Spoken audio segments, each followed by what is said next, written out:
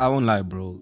This movie wasn't it, if we're just being honest. Because the majority of the movie feels like a lot is happening, but at the same time, nothing is happening. The movie is aggressively stagnant because if a sequel's job is to continue the story where it left off in its predecessor, if Joker 1 started the story and Joker 2 is progressing the story further, then you can't make it a movie about a movie. Because the whole of Joker 2 feels like it's a movie where instead of progressing the story further, we're just talking about what happened in the previous Joker movie. It feels like we're just addressing what happened in the previous movie instead of taking this opportunity to progress the story forward. Because a majority of the movie happens in a court case where Joker's on trial for killing the people that he killed in the first movie. And if this was just the first act of the movie, then it would have been fine. It would have been very interesting to see him have to hold accountability for what happened in the previous film, because a lot of movies don't do that. A lot of times, especially if you look at movies like The Fast and the Furious, it kind of feels like with every movie, whatever happened in the previous movie doesn't affect what's going to happen in this movie. But if the first act of Joker 2 was the court case, then that would have been amazing. But if the entire movie is the court case, then the whole movie is about the previous movie. And I'm here to see what else Arthur's going to do. If Arthur killed all those people, fine. And if Arthur radicalized people, then fine. That's cool. That's interesting. That's where we left off in the previous movie. But now what? Now what are we going to do?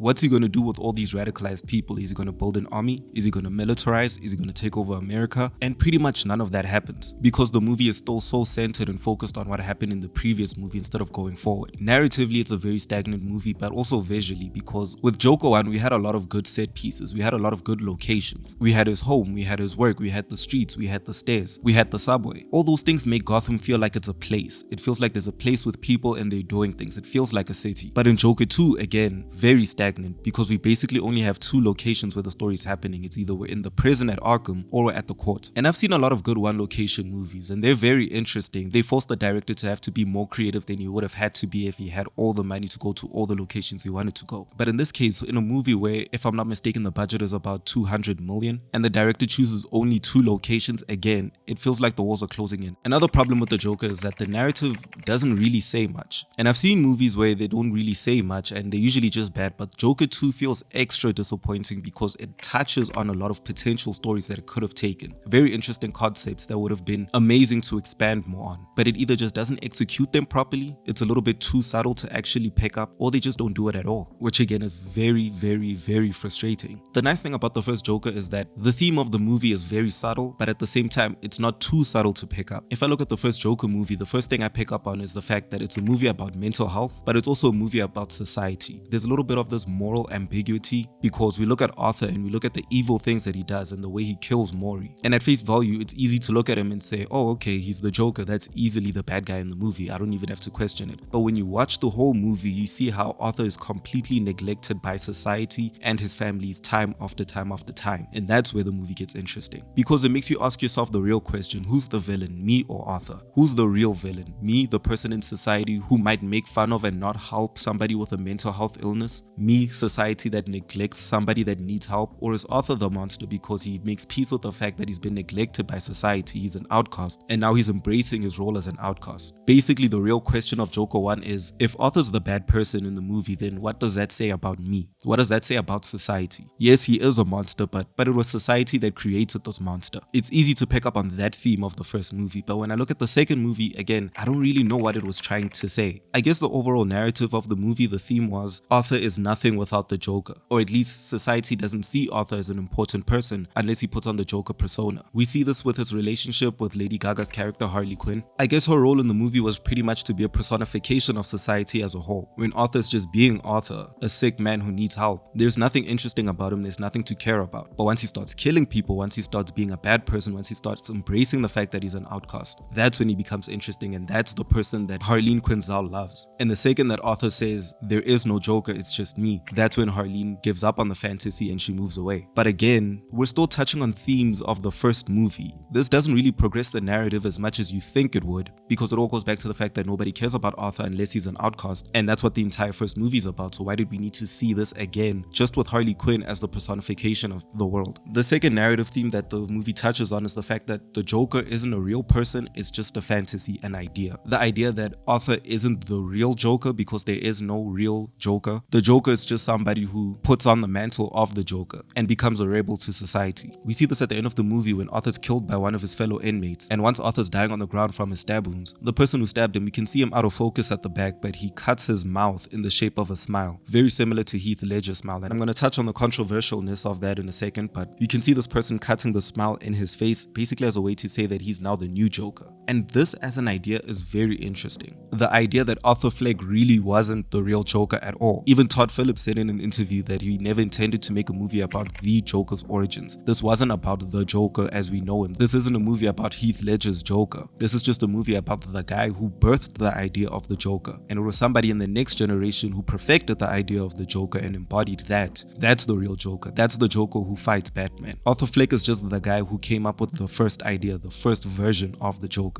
Again, very interesting. However, the movie doesn't expand on it very much. It's only a thing that it really touches on at the end. It's basically the last scene of the movie. Throughout the entire movie, yes, we do see the people that Arthur radicalized, the people that follow Arthur and dress like him, and the movement that Arthur created at the end of the first Joker movie. Yes, we understand that there is a group of people who value the ideals of the Joker. But it's only at the end of Joker 2 when it really asks the question, can there be another Joker? I feel like this should have been the entire movie. I don't know exactly how I would write it into a script. I don't know exactly how Todd Phillips should have written it into a script. But I feel like this is more interesting than just revisiting the previous story a second time. That's just me. Maybe you might have a different opinion, but hey. The musical numbers in this movie weren't really too much of a problem for me other than the fact that they just weren't that interesting. I'm somebody who actually likes a good musical number, but the musical numbers in this movie just didn't really feel all that necessary, especially when the first Joker was an amazing movie without a single musical number. So the idea that they were making a second movie as a musical, honestly, I didn't really trust that was a good idea, but I gave Todd Phillips the benefit of the doubt. And now having seen it, I don't know, maybe there's another world where it could have been executed better, but the musical pieces in this movie just didn't really touch me in any way. They kind of felt like they were there because they had the budget to do it. And after the success of the first movie, I'm sure Todd Phillips pretty much had full creative control, so he wanted to do whatever he wanted to do with this movie, and this was one of the things he wanted to do with the movie. However, I feel like he was so in love with the idea of a musical that he didn't really sit down and think of the practicality, because it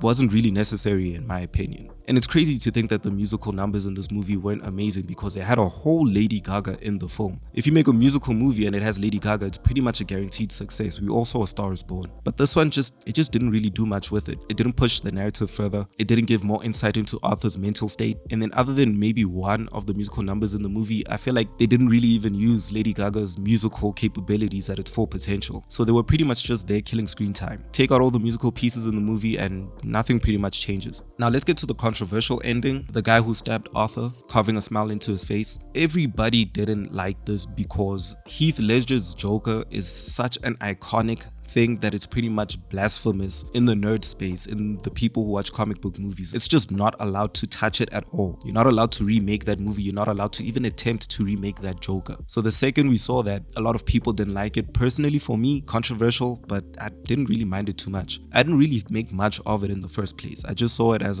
like a wink wink nudge nudge, remember that guy in 2008 type moment. It was pretty much just an Easter egg for anybody who was paying attention to that specific part of the frame in that movie. At least that's how I interpreted it. However, everybody else who was triggered by that moment, all your opinions are justified. I wouldn't say that you're wrong for feeling some type of way, especially when we're living in this era of movies where everything has to be a callback to a previous movie. In this multiverse saga in the MCU, where everything is a crossover to something nostalgic from back in the day. Even the recent Flash movie was just nostalgia bait, revisiting all the DC movies of the past. I get why you were probably sitting down in the theater and you were watching the Joker 2 and you were intending to watch this movie as its own, in its own world, completely separated from everything else DC's done, and then right at the end of the movie there has to be a callback to the previous Christopher Nolan Joker. I get why that bothered people. You wanted a standalone movie and they just couldn't hold themselves back from that one moment of nostalgia bait. Even though I wasn't triggered by it, I still would agree that the movie did not need that moment. But hey, what's done is done. With 1,000 subscribers, I'm really trying to hit 2,000 subscribers. So if you really like this video, hit the like and subscribe because I do have more content like this. And I want to know, in your opinion, do you want more movies in this Joker universe? Would you like a Harleen Quinzel sequel? Or a sequel of that guy who became the new Joker, I guess? Or should they just stop and focus more on the Matt Reeves Batman movies? Let me know, and thanks for watching.